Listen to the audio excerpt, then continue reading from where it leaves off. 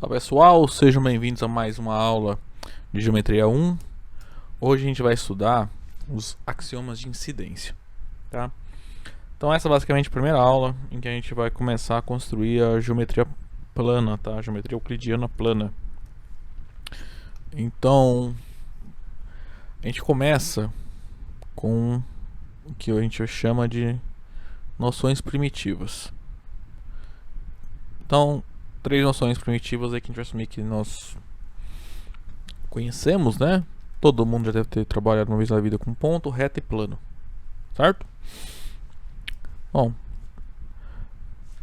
esses são os objetos básicos, tá?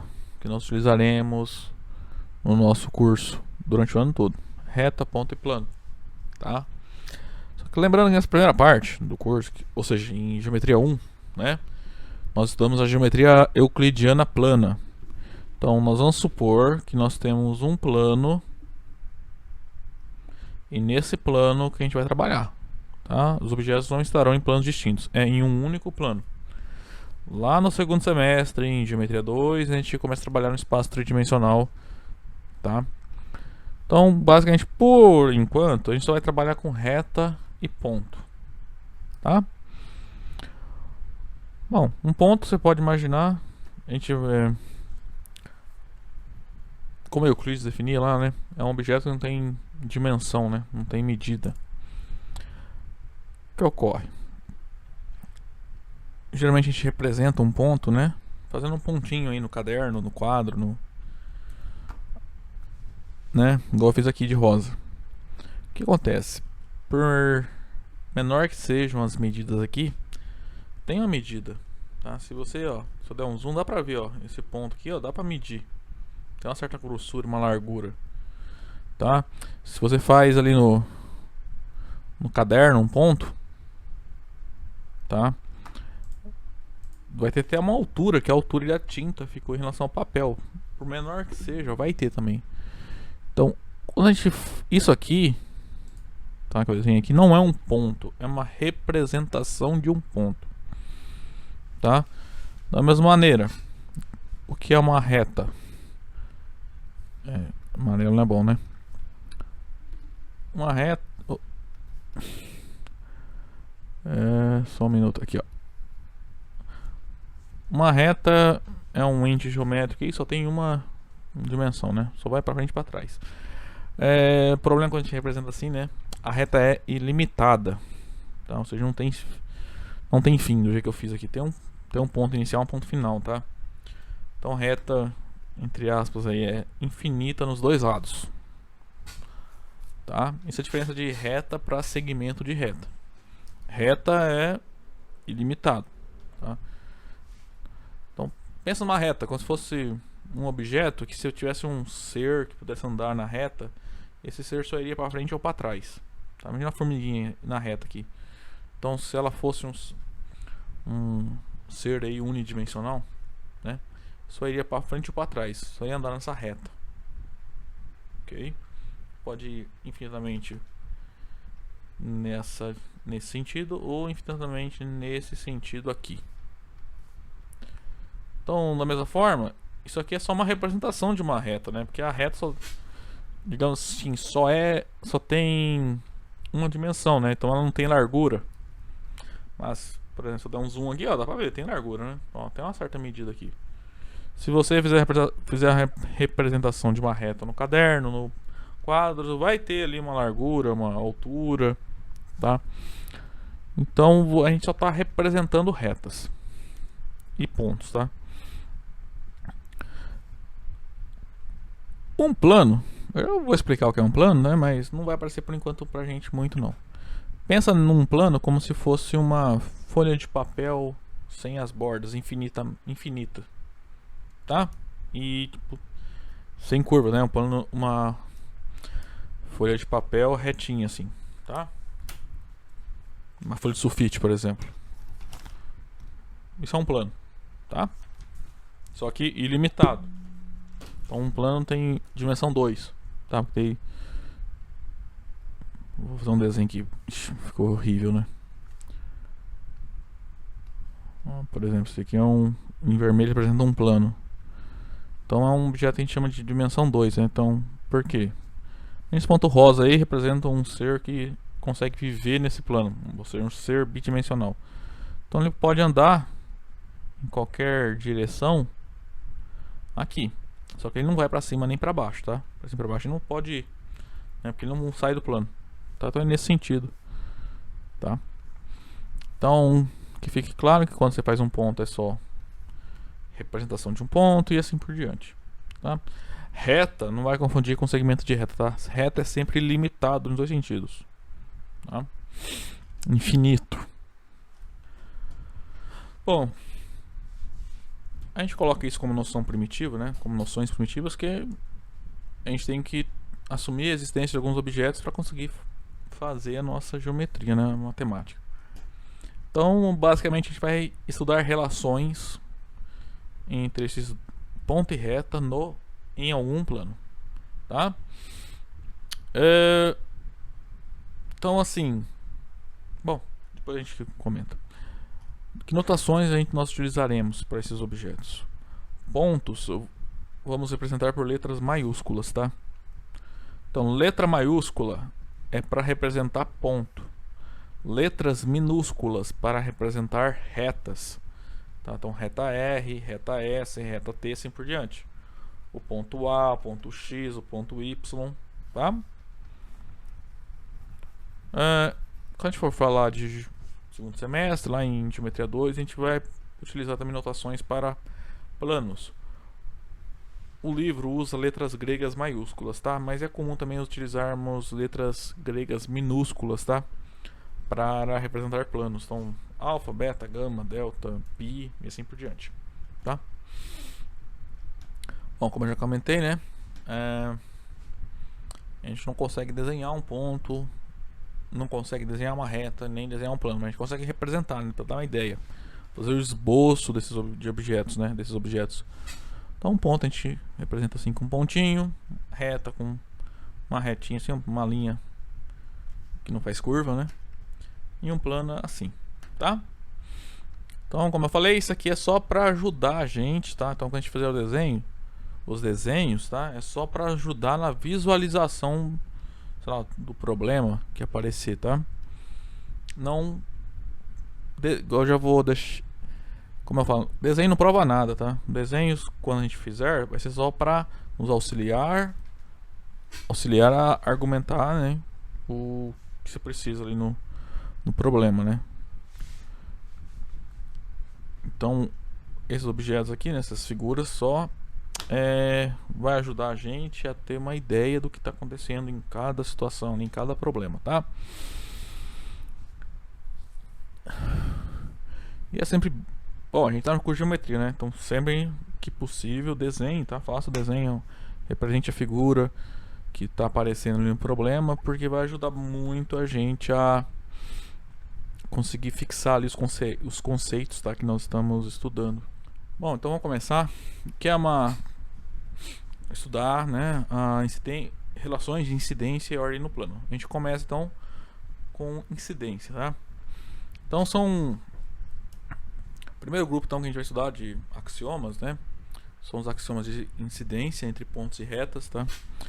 Que basicamente a gente vai definir o que significa, por exemplo, uma reta passar por um ponto e assim por diante, tá?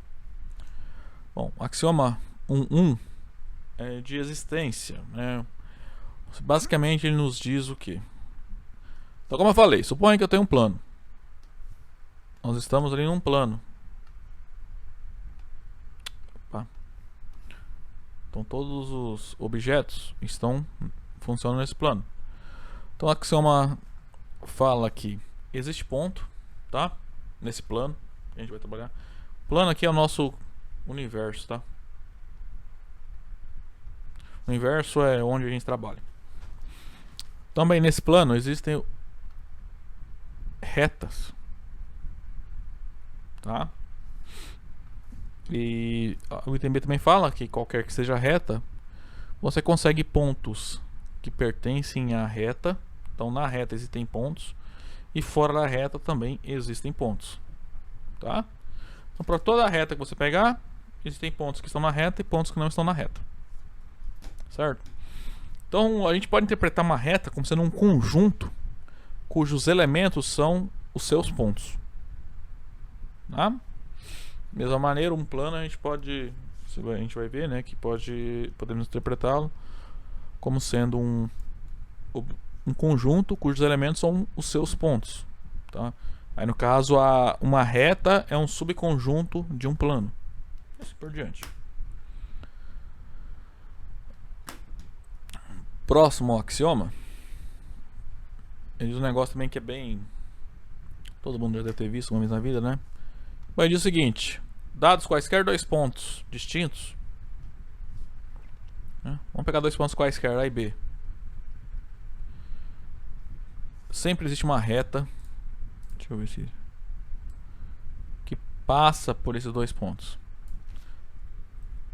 Deixa eu fazer no GeoGebra que acho mais fácil.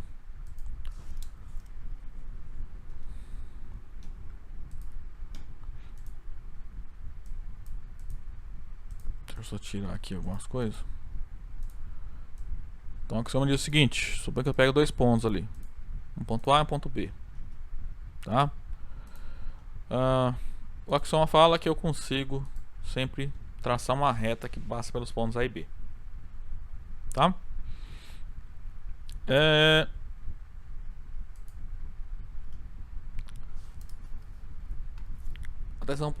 Atenção para essa palavra aqui, ó, única, tá? Então, dados dois pontos distintos A e B, existe uma única reta que passa por A e B, ou seja, que contém o ponto A e B. Ou ainda, por A e B eu só vou conseguir traçar uma reta, tá? Vamos tentar usar o GeoGebra. Vou traçar de outra reta usando os pontos A e B. Deu uma reta G, ó. E a reta G, no caso aqui, né, já deu o nome automaticamente, são as retas F e G. Ó, é a mesma reta, certo? Isso vale para quaisquer dois pontos que você pega no espaço, no espaço ou no plano, né? No caso aqui plano, né? Vou pegar um terceiro ponto aqui, um ponto C. Então nós temos três pontos, A, B e C. Então, ó, por A e B, por A e C consigo traçar uma reta, por A e C consigo traçar uma reta, por B e C também consigo traçar uma reta. Essas retas são únicas, tá? Dados dois pontos distintos, existe uma única reta que contém esses dois pontos. Também bem óbvio, né? Todo mundo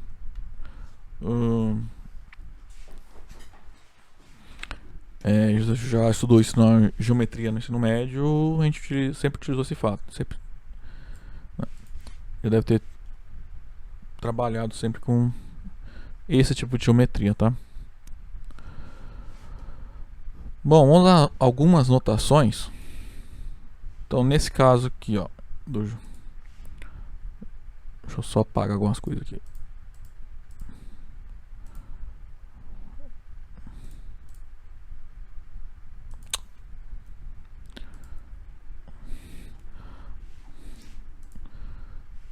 Então, eu tenho aqui A e B, dois pontos distintos no plano e uma reta, né? Eu vou denotar essa reta assim, ó, R índice AB. Aqui não aceita. Tá? Então a reta que contém, vamos voltar aqui. Então nós dois pontos distintos no plano, né, A e B. Então tem um ponto A e um ponto B. Como existe uma única reta que passa por A e B, essa reta a gente vai denotar assim, ó, RAB. Tá? Acho que não é todo autor que faz isso, tá? R índice AB. Note que essa notação tá bem posta aqui, né? Tá bem feita. Porque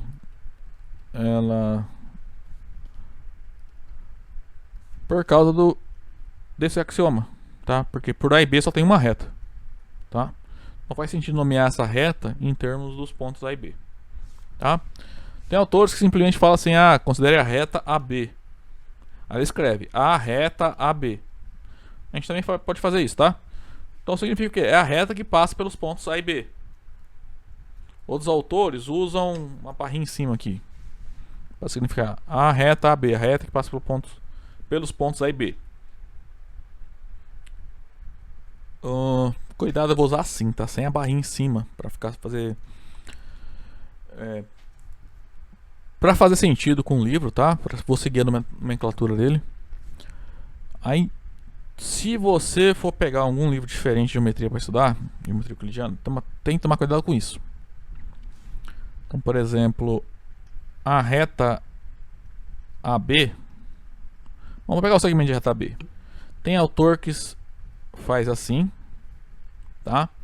Para significar o que? Esse pedacinho da reta aqui. Ou se ele escrever a reta AB, é a reta toda. Tem autor que em vez de colocar assim, coloca assim, tá? Para representar o segmento de reta, ou a reta, daí ele escreve, né? A reta AB assim. Só que acontece, quando a gente faz assim, então imagina que esse segmento de reta, a gente vai já ver o segmento de reta, e nas próximas aulas a gente começa a ver medidas, tá? Tem medida 2, tá? Suponha que tem o número 2, ele é associado a esse segmento. Aí o livro que a gente vai usar, uma notação que eu vou usar, então dessa maneira representa o segmento de reta, ou seja, é o pedacinho da reta. E o número 2 a gente vai representar assim, ó, AB, com a barra em cima. Então pra gente, AB com a barra em cima é a medida do segmento AB, e AB sem nada é o segmento AB, tá? Quando o autor faz tem autor que faz o contrário. Então com a barrinha em cima significa a medida é o segmento AB, perdão. E a medida ele usa outra notação, tá? Ele fala a medida do segmento, esse aqui é igual a 2, por exemplo, tá? Então cuidado aí com o autor que você vai seguir, tá? Então a reta que contém 2 pontos distintos AB, né? Ela é única, então a gente vai denotar assim: R índice AB. Então se eu tiver lá duas, sei lá, um ponto X, um ponto Y. Deixa eu fazer a reta primeiro, que é mais fácil. Aí eu tenho uma reta aqui. Aí nessa reta eu construí ela utilizando 2 pontos x e y. Então essa reta a gente pode denotar assim, ó, R, x, y. Tá? Então é a reta e passa pelos pontos x, y. Aí, por exemplo, se essa aqui fosse a reta S, chamei ela de S. Que geralmente as retas a gente vai utilizar nome assim, R, S, T, né? No máximo. A maioria dos problemas envolve geralmente uma, duas ou máximo 3 retas, tá? Difícil ter um problema que vai envolver 4 retas ou mais. Então S é a mesma coisa escrever RXY, tá?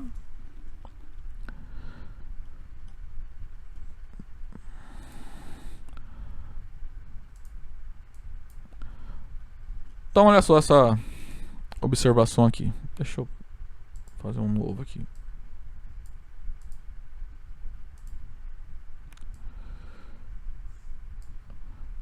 Essa observação fala o seguinte, ó, suponha que eu tenho uma reta R.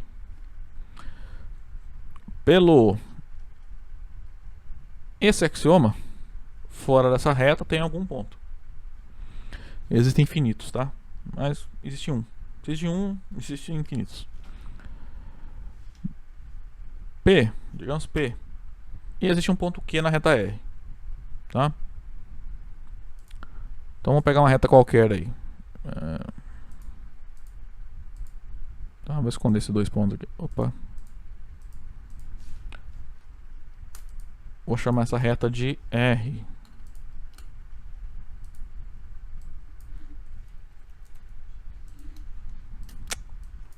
Mania. Então essa aqui é a reta R. Tô dado uma reta R, que existe, né? Vamos tomar um ponto P fora da reta R e um ponto Q na reta R. Vamos pegar um ponto na reta R e um ponto... Bom, tanto faz. Um ponto fora da reta. Então esse aqui é o ponto Q, né? Na reta. E um ponto P na reta. P fora da reta, né? né? Um ponto Q na reta R e um ponto P fora de R.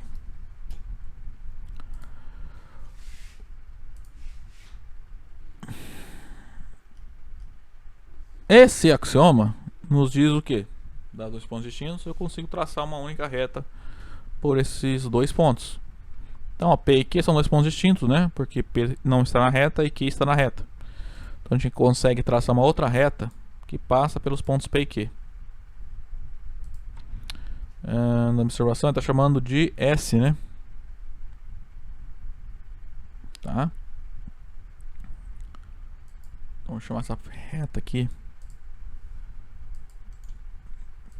em vez de F, de S. Então nós temos duas retas, né? R e S. Pela forma como S foi construída, o ponto Q está na reta R e na reta S. Na reta S e na reta R ao mesmo tempo. Tá? Então nesse caso, e é claro que as retas R e S são distintas, né? Só olha o desenho, o ponto por que são distintos. O P está na reta S e o P, né, o ponto P, ó, está na reta S e não está na reta R. Então as retas R e S são diferentes, né, são distintas. Então nesse caso nós dizemos que as retas R e S são concorrentes, tá? Ou ainda se intersectam, ou são concorrentes no ponto Q, ou seja, se interceptam no ponto Q, tá? Ou seja, o ponto Q é o que a gente chama de interseção das retas R e S. Deixa eu só apagar aqui. Certo? E nesse caso, se você olhar, lembra que eu falei? Você pode ver, enxergar uma reta como um conjunto cujos elementos são seus pontos. Então aqui você pode enxergar o ponto Q como sendo a interseção do conjunto R com o conjunto S. Só como são conjuntos, a notação que a gente utiliza deveria ser essa. Só que para simplificar, a gente vai escrever simplesmente assim, ó, R inter S igual a Q. Então o que significa? Que as retas R e S são concorrentes, ou seja, se intersectam e a interseção é o ponto Q. Ou seja, o ponto Q é o único ponto que está nas duas retas R e S ao mesmo tempo. Bom, a quarta observação aqui, gente, é o seguinte: quando duas retas possuírem ponto de intersecção, né, nós vamos dizer que elas se interceptam, tá? Como nesse desenho aqui, ó. As retas R e S, ó. Essa é a reta R, essa aqui é a reta S, se intersectam em um ponto Q. Ah, então como eu falei ali antes, nesse caso a gente escreve assim, R inter S é igual a Q. E então nós dizemos que as retas se interceptam, ok? Quando a gente for classificar retas, né, a gente vê que tem a situação que as retas não se interceptam, né? Ou seja, o caso em que as retas são paralelas, tá? Por enquanto a gente não fala de retas paralelas, tá? Só de retas que se interceptam. Vamos lá. Esse axioma nos diz que existe reta, existe ponto, e dado uma reta, existem pontos que estão na reta e pontos que não estão na reta. Então a gente vai definir o conceito de quanto que pontos são colineares, tá? Então pega aí pelo menos 3 pontos, 3 ou mais. Nós vamos dizer que eles são colineares se existe uma reta, né, que contenha esses 3 pontos. Então no caso são disso colineares. Então, por exemplo,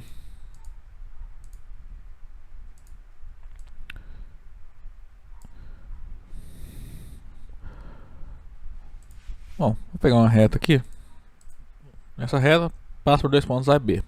A gente fala que 3 pontos seriam colineares, porque se fosse pensar em 2 pontos, sempre seriam colineares, né? Porque das 2 pontos sempre existe uma reta que contém eles. E essa reta é única, tá? Então por isso faz sentido falar em pontos colineares se você tem 3 ou mais pontos. Então, por exemplo, os pontos A, B e C são colineares. nesse caso A, B, C e D, não são colineares. Por quê? Não existe nenhuma reta que contenha esses 4 pontos, tá?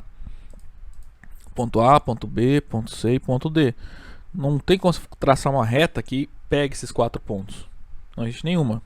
Portanto, os 4 pontos não são colineares. Mas se olhar só os pontos A, B e C, esses 3 pontos aqui, ó, eles são colineares porque essa reta F aqui, ó, passa por eles. Passa pelos 3 pontos. Certo? Então, como nesse desenho aqui, ó, a reta R contém os pontos A, B e C. Então, os pontos A, B e C são colineares. Já nesse desenho, ó, as retas S, T e Q. Nós vamos ter que o D e o F e o E não são colineares, tá? Porque por D e E tem uma única reta que é a S, por D e F tem uma única reta que é a T, e por E e F tem uma única reta, né, que passa por eles, que é a reta Q, né? E as retas S, T e Q são distintas, duas a duas. Então, note que quando você tem 3 pontos colineares, eles determinam uma única reta, tá? Só vai ter uma única reta quando tem esses 3 pontos. Como nesse caso aqui, ó, A, B e C determinam a reta R, tá? Na verdade, só o AB determina a reta R, mas daí o BC também determina a reta R, o AC também determina a reta R, tá? Essa reta R aqui, ó, se você quiser denotar ela, como nós sabemos que os pontos A, B e C estão nessa reta, você poderia denotar assim, ó, AB, R de AC e R de BC, tá? Por quê? Qualquer par daqui de 2 pontos, o AB determina a reta R, tá? Determina uma única reta, no caso aqui é a R. BC também determina a reta R, e assim por diante, tá? Então nesse caso aqui, ó, a reta AB é igual à reta AC, que é igual à reta BC também, tá? Bom, gente, vamos ver então essa proposição aqui, ó, proposição 2,2. Ela diz o seguinte: dadas duas retas distintas, elas possuem no máximo um ponto em comum. Bom, vamos lá. Primeira coisa, proposição. O que é uma proposição? Vocês lembraram da aula passada? Eu falei que proposição é a mesma coisa que teorema. É uma verdade matemática, né? É um fato que a gente consegue provar ser verdadeiro, tá? Ou seja, é uma verdade matemática, é um fato, tá? Por exemplo, nós temos o teorema de Pitágoras, o teorema que origina a fórmula de Bhaskara, tá? São teoremas famosos aí que todo mundo conhece, né? Então, o que a proposição 2.2 nos diz, se você parar a pensar um pouco, é bem óbvio, né? Suponha que tem duas retas distintas. Então ela possui no máximo um ponto de interseção, tá? Mas antes de analisar, vamos verificar a estrutura de uma proposição. Então, toda proposição, teorema, lema, corolário, ele é sempre de uma forma. Se você quiser até dar uma... Pode dizer que ele tem dois tipos de teoremas, né? Os condicionais e os bicondicionais. No final das contas, você pode falar que tudo são todos os teoremas são condicionais, né? Porque na verdade um bicondicional é como se fosse dois condicionais, união de dois condicionais, entre aspas, tá? O que significa? Todo teorema vocês conseguem escrever ele da seguinte forma: se alguma coisa acontece, entre aspas, alguma coisa acontece, se eu tenho alguma coisa, então eu posso concluir outra coisa, tá? A forma de qualquer teorema, qualquer resultado que a gente for provar, qualquer exercício também, tá? Ele vai ter duas partes. Uma hipótese, que a hipótese é aquilo que você tem na sua mão, que você sabe que é verdade, que você pode usar, tá? E a sua tese, que é a tese. A tese é onde você tem que chegar, é aquilo que quer provar que é verdadeiro, tá? Então a hipótese é algo que a gente já assume como sendo verdadeiro, tá? E a tese é onde tem que chegar. E como eu falei, toda proposição, todo teorema é um condicional. Então você sempre pode escrever ele da forma se a hipótese, então a tese, tá? Nessa proposição, então vamos demonstrar essa proposição. Então, o que é demonstrar uma proposição, um teorema, etc. Mostrar que é verdadeiro, tá? Então, nesse caso, aqui a gente tem que sair da hipótese e chegar na tese. Quem é a hipótese, quem é a tese? Deixa eu só dar um espaço aqui. Uma maneira alternativa de enunciar essa proposição seria a seguinte.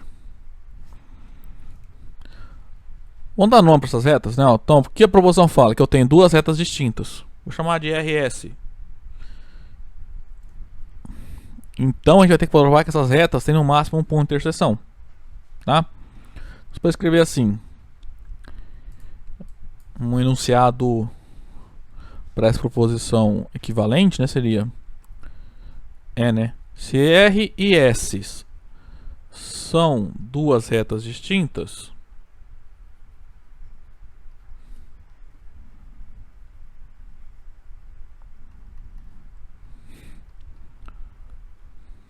Então, RS, né, elas possuem no máximo um ponto de interseção.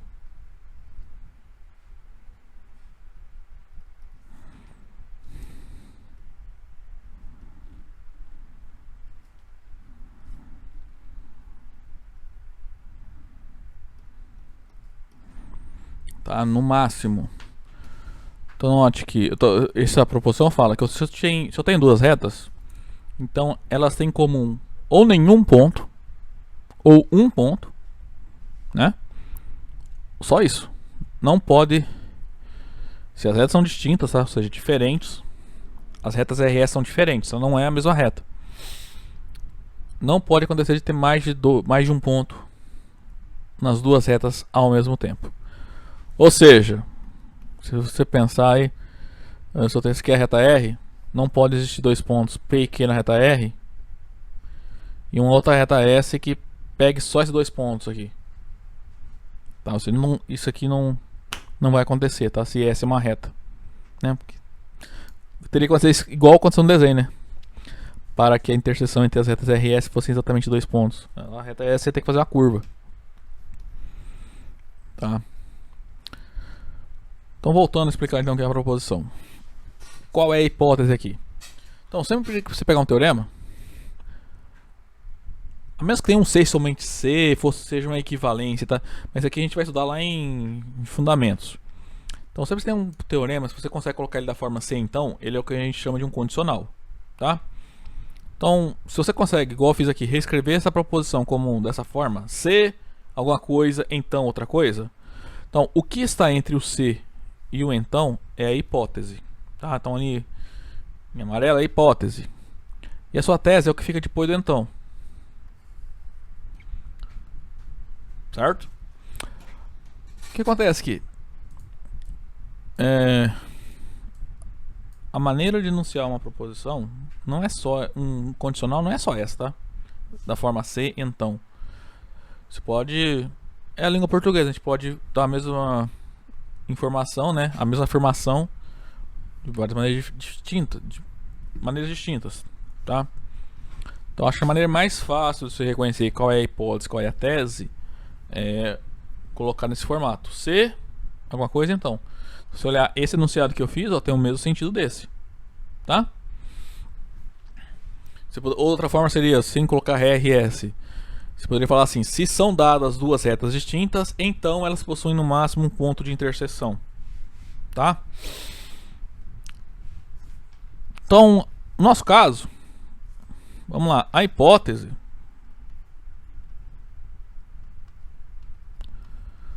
Qual é a hipótese? A hipótese é dadas duas retas distintas.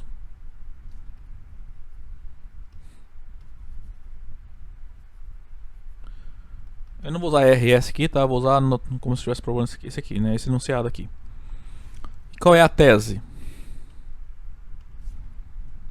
Elas possuem no máximo um ponto de interseção.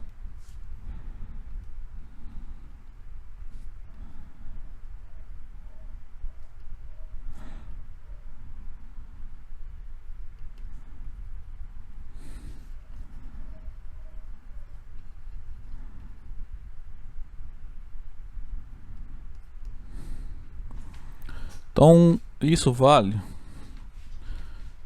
isso de forma, olhar quem é a hipótese, quem é a tese no seu teorema, no seu exercício. O exercício também é assim, tá? Primeira coisa que você faz é sempre isso. Olha a tese, encontra a tese, encontra a hipótese, encontra a tese. E lembra, a hipótese é o que eu vou assumir como sendo verdadeiro. O que eu tenho aqui? Simplesmente que são dadas duas retas distintas. Qual é a tese? Que elas possuem no máximo um ponto de interseção. Tá? Então, ó, sempre pense, a hipótese é sempre verdadeira. Tá? Então, como funciona a demonstração? Você tem a hipótese, aí você tem que fazer alguma argumentação para conseguir concluir que a tese também é verdadeira. Esse caminho aqui que a gente faz, tá? Tem várias maneiras de fazer. Uma maneira, por exemplo, é o que a gente chama de demonstração por absurdo, tá? Ou por contradição.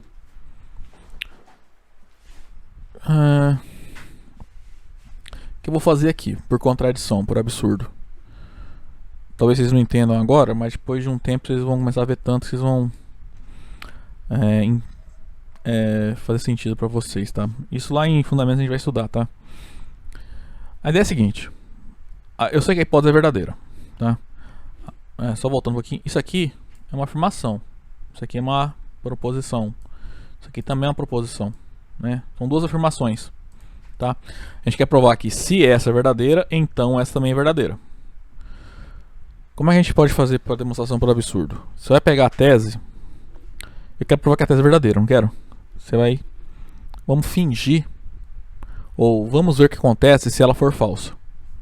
Porque assim, em matemática, toda proposição ou ela é verdadeira ou ela é falsa. Tá? Então faz de conta que ela é falsa. Isso é uma demonstração por absurdo. Você sempre vai olhar a tese e assumir que ela é falsa. Tá? Então vou supor que eu tenho duas retas RS que tem mais de um ponto de interseção. Tá? Então sejam RS duas retas que possuem sei lá, mais do que um ponto de interseção.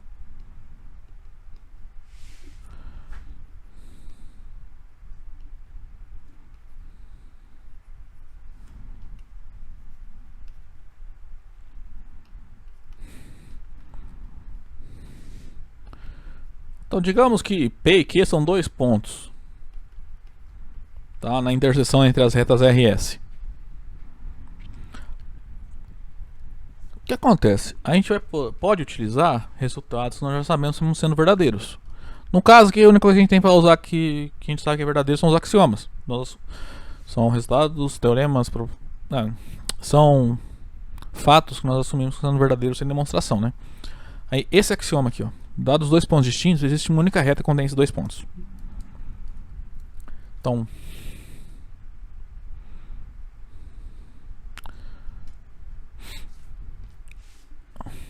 só faltou aqui, ó, distintas, tá? Isso que faltou escrever aqui. Então RS são duas retas distintas, ou seja, duas retas diferentes, tá? Então pelo axioma, esse axioma aqui, agora tem que ver o número certinho. Pelo axioma 1, 2 ali,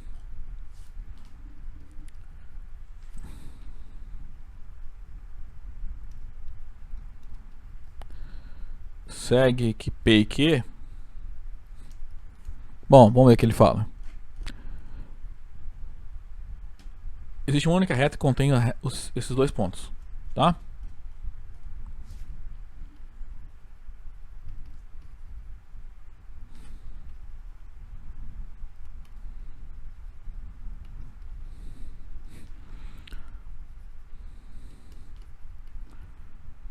Só que volta aqui na primeira coisa que a gente escreveu, quando a gente negou a tese. Nós estamos supondo que as retas RS contêm esses dois pontos, contém P e Q. Ou seja, P e Q estão ao mesmo tempo na reta R e na reta S também. Mas pelo axioma, só pode existir uma reta que contém pontos P e Q. Então a gente pode concluir que as retas RS são iguais. Mas isso contradiz a hipótese, né? Porque na nossa hipótese as retas RS são distintas, né? Então isso é o que a gente chama de um absurdo.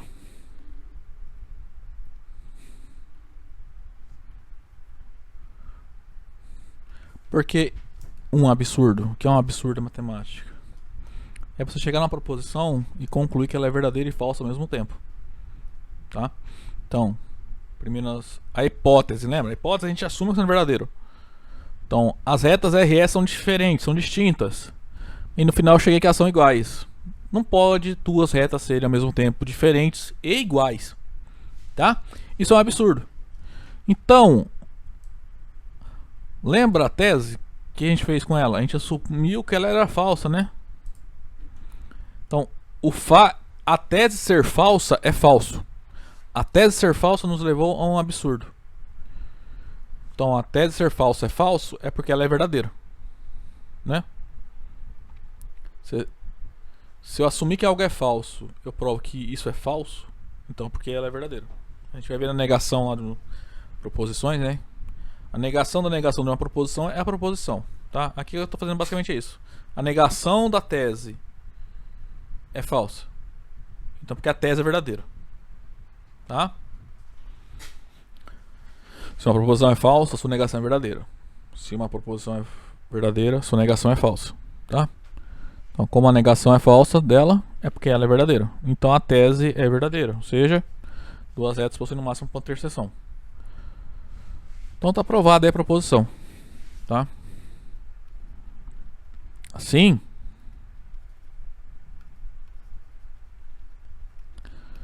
RS possui no máximo um ponto de interseção.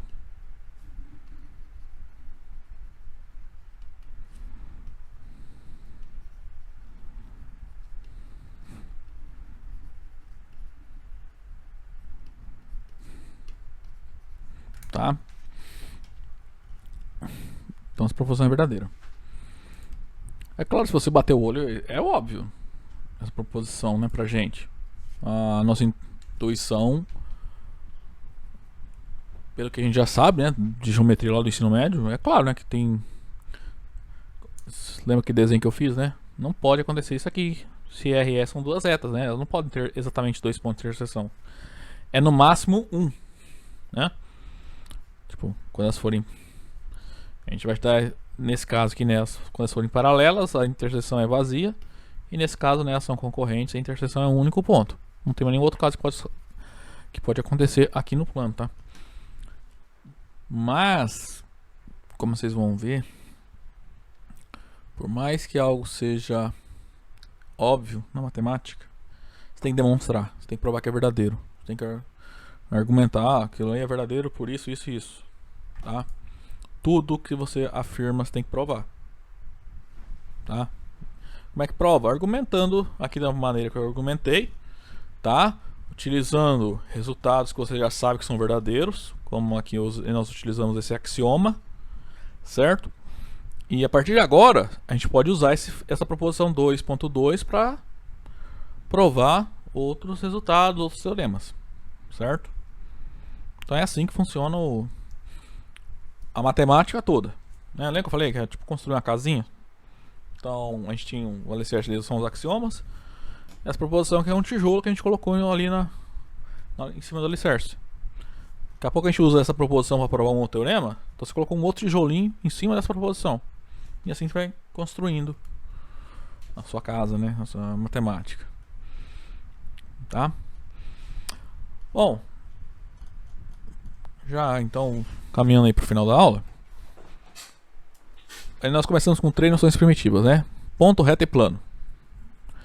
Quarta noção primitiva que é importante, a gente vai ver agora, é o que significa um ponto estar entre outros dois, tá? Então, um ponto C estar entre dois pontos A e B de uma reta R, tá? Então, o que a gente vai assumir é o seguinte: suponha que eu tenho 3 pontos A, B e C colineares em uma mesma reta.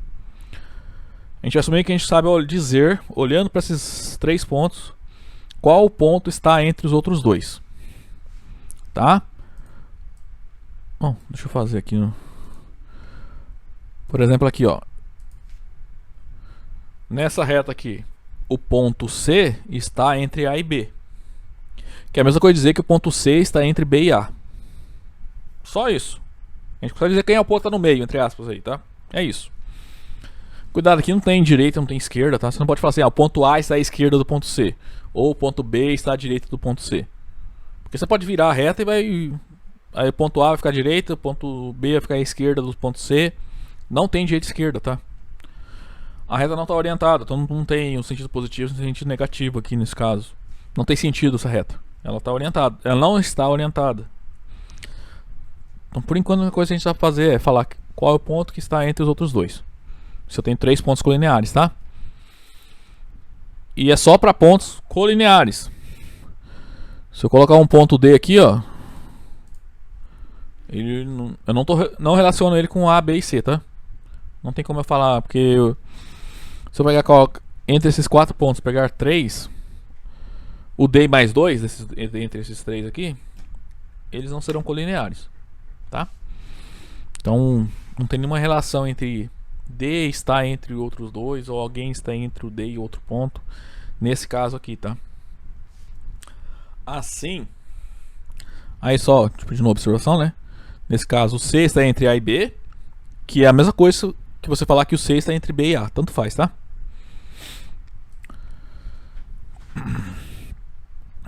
Aí com isso a gente consegue definir segmento de reta, tá? Então pegue 2 pontos A e B, tá? A e B. Aí você vai considerar a reta que passa pelos pontos A e B. O que é... Bom, já tinha aqui na F. O que é o segmento de reta AB? Eu vou desenhar aqui, ó. É isso aqui. Como é que você obtém o segmento de reta? Você vai olhar na reta F o conjunto formado por todos os pontos dessa reta que estão entre A e B. Então você vai pegar todos os pontos que estão entre A e B, que a gente consegue, né, que é a noção primitiva que nós assumimos conhecida, e vai colecionar todos. Então vai formar um conjunto de todos os pontos que estão entre A e B. Esse conjunto no final vai dar esse pedaço de reta, entre aspas, tá? Isso aqui então é um segmento de reta. Então, segmento de reta é um pedaço de reta. Isso está escrito aqui nessa definição, tá? Então, dá os 2 pontos A e B numa reta, o conjunto constituído pelos pontos que estão entre A e B, né? É um segmento de reta AB, que será denotado assim. Então, eu falei agora há pouco, né, de questão de notação, cuidado com o livro que você está usando, tá? Eu vou usar assim, dessa maneira, para indicar o segmento de reta cujas extremidades são os pontos A e B, tá? Como nesse caso aqui, ó, do desenho, então esse aqui é o segmento de reta AB, né? No caso que nós dizemos que A e B são as extremidades do segmento AB. Os pontos que estão entre A e B são os pontos interiores do segmento AB, tá? E essa reta que contém o segmento AB, a reta, é a reta suporte do segmento AB, tá? Vou botar aqui, ó, né? Os pontos interiores do segmento AB são os pontos que estão entre A e B. Os pontos interiores união com AB formam um segmento, tá? Os pontos A e B são os extremos do segmento AB, as extremidades. E a reta que contém esse segmento é a reta suporte dele, tá? Aí isso, presta atenção nisso, tá? Isso aqui significa o quê? Não é número, não é medida. Cuidado para não se confundir. Isso é segmento de reta. É um pedaço de uma reta. Tá? Cuidado para daqui a pouco a gente começa a colocar medidas. Começa a confundir o que é o segmento com o que é a medida do segmento. São coisas diferentes, tá?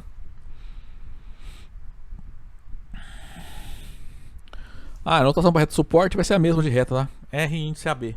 Né? É a reta que passa por A e B ou reta suporte do segmento AB. Mesma coisa. Então nesse desenho aqui, ó.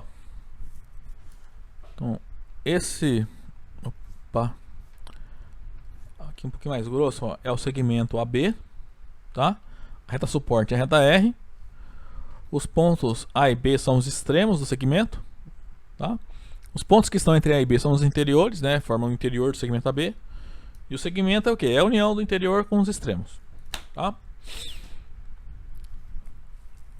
No ponto editar a gente já consegue definir o que é um triângulo, tá? Como é que a gente faz isso? Você vai pegar três pontos não colineares. Então, não, esse aqui não. Pega três pontos não colineares. Opa. Tipo aqui, ó. A, B e D. Aí você faz o que? Você pega... Vamos pegar as retas. A reta B já está aqui. Opa, jeito tá apagado. Pegar a reta AD e a reta BD. Aí você olha a união dos segmentos. No caso aqui, AD, união com BD ou DB, tanto faz, né? União com AB. Essa figura aqui é o que a gente chama de um triângulo. Cuidado, interior no triângulo não entra, tá? Então, como a gente está estudando geometria com geometria, vamos começar a diferenciar as coisas, tá? Dependendo do curso que você faz, você até pode chamar a figura triangular, né? Região triangular, confundir com triângulo. Confundir, que eu falo, não é confundir no sentido que a gente usa, tá? Confundir no sentido de simplificar. Chamar tudo de triângulo, tá? Com a região com o interior e sem o interior. Mas pra gente aqui, vamos chamar esse... O triângulo é só a união dos três segmentos de reta, tá? Aí, bom, é o que tá aqui, tá? Então pega três retas, R, S e T, né? Então R é a reta C, S é a reta BC, T é a reta B. Então aí você pega a união dos segmentos AB com AC com BC. A união então forma um triângulo, né? E o que acontece? Todo triângulo fica bem determinado por esses três pontos. No caso aqui, que são os vértices, tá?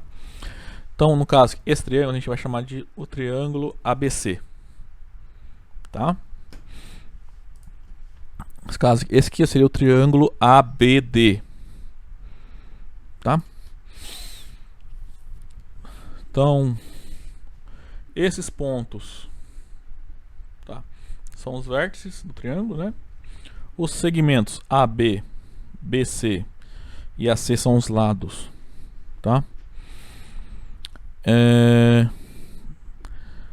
Aí, cuidado, tá? Aqui não tem, tipo que a gente definiu até agora, não existe a ideia de orientação, tá? Então, por exemplo, esse aqui é o segmento AB. Então, esse aqui você pode notar assim, é o segmento AB e é o segmento BA. Aqui, então, BA e AB é igual, a mesma coisa. Da mesma maneira, se eu pegar um triângulo, deixa eu ver o triângulo aqui. Vou chamar os vértices de X, Y, Z. Então, esse aqui é o triângulo X, Y, Z, que é igual ao triângulo X, Z, Y, que é igual ao triângulo, aí vai ficar toda a vida aqui, né?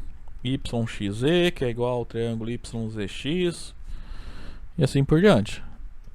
É igual ao triângulo ZXY e é igual ao triângulo ZYX, tá? A ordem que você está lendo ali os vértices não importa, tá? Não vai confundir em GA, tá? Porque GA lá é outra coisa, a gente fala de segmento orientado, quando a gente fala de vetor, aí lá a orientação importa. Aqui não, tá? Segmento não é uma flecha igual a gente vai fazer uso em GA, tá? Segmento é só o pedaço da reta. Segmento de reta, tá? Bom, para encerrar a aula, note que a gente já está começando a construir algumas figuras no plano, tá?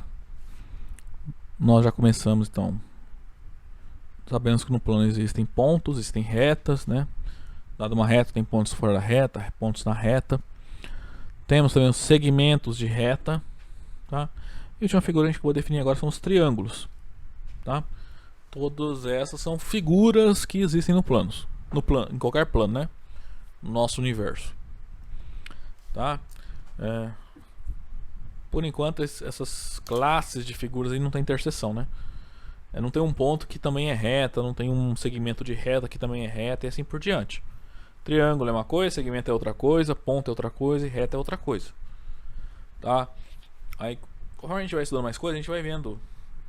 Por exemplo, dentro dos triângulos a gente consegue dividir-os em 3 classes quanto aos ângulos, né? Os triângulos retângulos, os acutângulos, os obtusângulos, tá? Quando a gente vê os quadriláteros, você vai ter lá os paralelogramos, os trapézios, os retângulos, os quadrados e assim por diante. Aí vai ter algumas interseções lá, tá? Cuidado que tá. Isso aqui é só uma figurinha para exemplificar, tá? Aí tem uma observação aqui falando. Não tem, o tamanho aqui das elipses aqui foram feitas é só pra. Não significa nada, tá? Não tô falando assim, existem mais retas do que pontos, ou esse aqui é menor que esse, não existem mais retas do que triângulos. Não. Isso aqui é só uma figura para exemplificar as coisas que nós conhecemos até agora, tá? Beleza? Bom, gente, a aula de hoje era isso. Na semana que vem a gente continua esse capítulo do livro. Daí a gente vai entrar na parte dos axiomas de ordem no plano, ok?